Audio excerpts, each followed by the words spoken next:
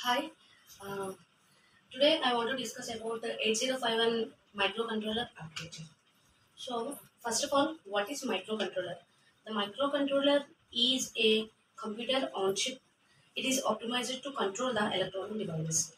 So, this is the 8051 microcontroller architecture. So, this is interrupt control, 4K ROM, 128 bit, 128 bytes RAM, timer 1 and timer 2. This is CPU, oscillator, and this is bus control and 4 input output ports and serial ports. So first of all, this is the external interrupts.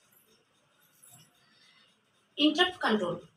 In interrupt control, two ways giving interrupt to the microcontroller. So here the two ways are by sending software interrupts and by sending the hardware signals. And in interrupt control, the five interrupt sources are there. Two external interrupt sources are interrupt 0 and interrupt 1. And three external interrupt sources are serial port interrupt, timer flag 0, and timer flag 1. And this is the 4K ROM and 128 byte RAM. These both are internal memory. And first of all, ROM. ROM is the read-only memory. And here, this is only 4K byte ROM memory or present in the architecture of the microcontroller. And this is permanent stored memory. And here 128 bytes RAM. Here RAM is the random access memory. It is temporarily stored data. And these 128 byte RAMs are divided into the 32 working registers. And the working register, the 32 registers, or again it is divided into the four register banks. There are the register bank 0, bank 1, bank 2, and bank 3. And this is the timer 1 and timer 2. The timers, the internal operation can be synchronized by using the clock circuit. By using the clock circuit. And this is the CPU. 8-bit CPU or used in the 8051 microcontroller architecture, and the CPU is connected to the all internal all the components are connected to the CPU. And here this is the oscillator. Oscillator, it consists of the two pins XTAL1 and XTAL2. This is the main pins are connected to the oscillator. And this is the bus control. The bus control, what is bus? The bus is the group of bytes. So the bus control is divided to the address bus and data bus. Here the address bus, the data, the 8-bit data is transferred to the transfer from the data transfer from the address bus, and it is access to the electronic channels. And this is data bus. The data bus is it transfers 16-bit information, not data.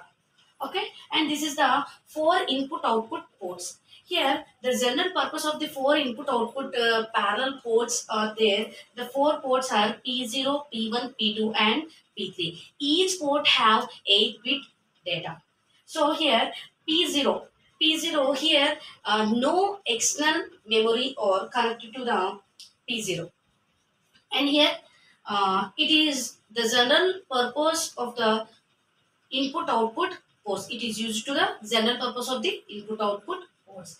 And if in case the external memory is connected to this port, it is acts as the multiplexer like data bus and address bus.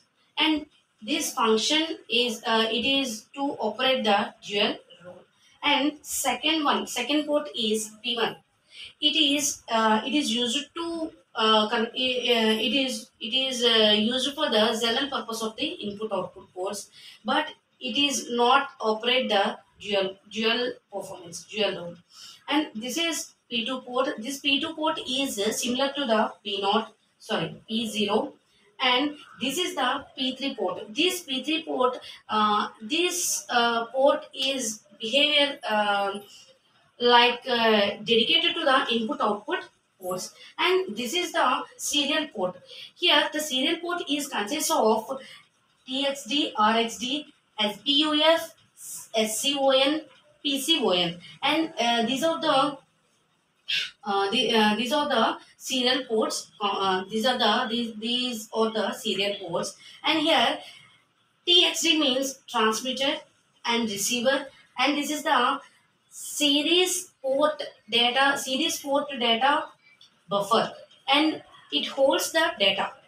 And this is the SCON means serial controller, series controller, and it this is the data. It manages the data, and this is PCON, the power controller. It controls the power bits, and this is the 8051 microcontroller architecture. In this microcontroller, the main features are 4K byte ROM and 128 byte RAM, and next is six interrupt sources, and the main feature is the two timers, timer one and timer two, or timer two, and low cost per chip. This is the main features of the 8051 microcontroller. So the next class will continue on next video.